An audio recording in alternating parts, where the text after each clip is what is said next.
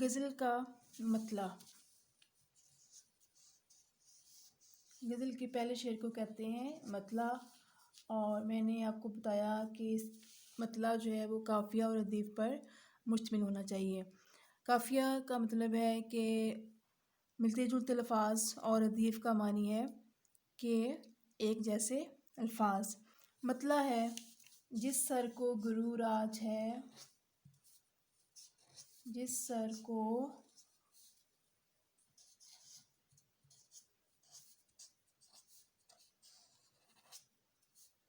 غرور آج ہے، یا تاجوری کا دوسرا مصرع، یہ پہلا مصرع ہے، دوسرا مصرع ہے کل اس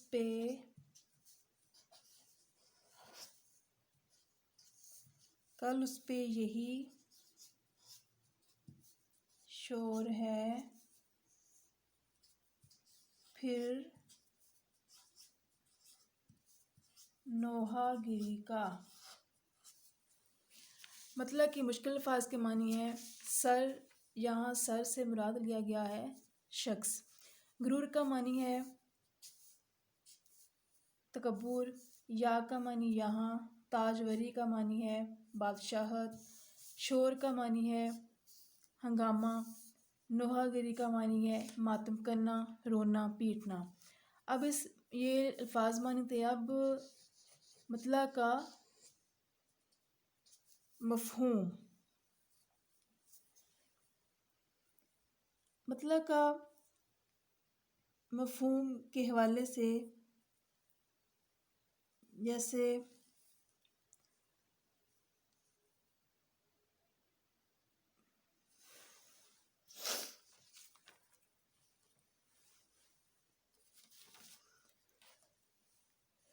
مطلع کہ جیسے میں نے الفاظ معنی بتائے ہیں، اس کے بعد آتا ہے مفہوم، اس کے بعد تشریح آئے گی۔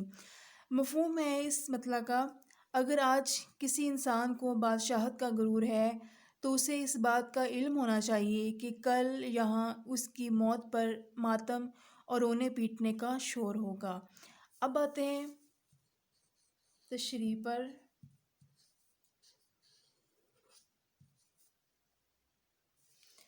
میر تقی میر نے اپنے اس شعر میں دو باتوں کی طرف نشاندہی کی ہے، ایک چھوٹے چھوٹے عہدوں کے حامل افراد، اور دوسرے بڑے بڑے وزیر اور بادشاہ۔ سرتاج شعراء اردو میر تقی میر لکھتے ہیں کہ یہ دنیا 4 روز کی ہے، 4 روز کی مہمان ہے، اس لیے عقل کا تقاضا یہی ہے کہ انسان اس دنیا کے عارضی رتبے اور طاقت پر گھمنڈ نہ کرے۔ دراصل میر نے اس شعر میں بادشاہت کے حوالے سے دنیا کی شان و شوکت، دولت و عمارت کی بے ثباتی اور ناپائیداری کی طرف توجہ دلائی ہے۔ وہ لکھتے ہیں جس شخص کے سر میں اس بات کا غرور سمایا ہوا ہے کہ میں بادشاہ ہوں، میرے سر پر تاج ہے اور میرا حکم امیر غریب بڑے چھوٹے سب پر چلتا ہے، تو اس کا غرور خاک میں مل کر ہی رہے گا۔ یہ انسانی المیہ ہے کہ انسان خوشی کے لمحات میں آخرت کو فراموش کر دیتا ہے۔ میر تقی میر نے اس شعر میں کائنات کی سب سے بڑی حقیقت موت کی یاد دلائی ہے اور زندگی کی ناپائیداری کا احساس دلایا ہے۔ اسی شعر سے تعلق رکھتا ہے ایک شعر، احمد فراز کا شعر ہے، پیچ رکھتے ہو بہت صاحبو دستار کے بیچ، ہم نے سر گرتے ہوئے دیکھے ہیں بازار کے بیچ۔ میر تقی میر نے اپنی غزل کے مطلع میں اپنے دور میں بادشاہوں اور سلطنتوں کی پامال کی طرف اشارہ کیا ہے۔ بادشاہوں اور سلطنتوں کی جو پامالی ہے، بربادی ہے، اس کی طرف انہوں نے مطلع میں اشارہ کیا ہے اور سمجھانے کی کوشش بھی کی ہے۔ اب آتے ہیں غزل کے دوسرے شعر کو۔ غزل کے دوسرے شعر کو ہم کہیں گے حسن مطلع۔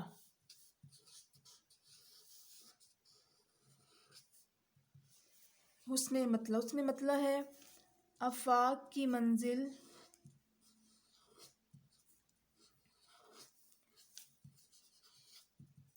افاق کی منزل سے گیا کون سلامت، گیا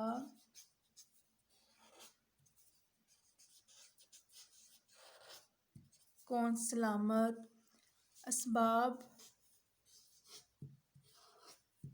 اسباب لوٹا راہ میں، یا ہر سفری کا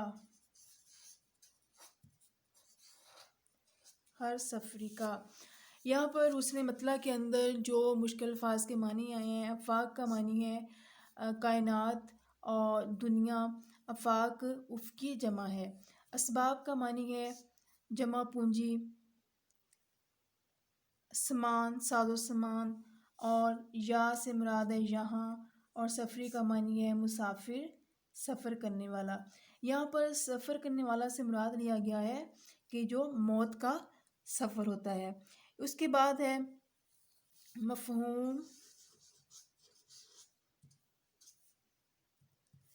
اس دنیا میں کوئی بھی راہ گزر سلامتی کے ساتھ نہیں گزرا، یہاں ہر مسافر کا ساز و سامان راستے میں ہی لوٹ لیا جاتا ہے۔ یہ اس کا مفہوم تھا، اور اس کی تشریح ہے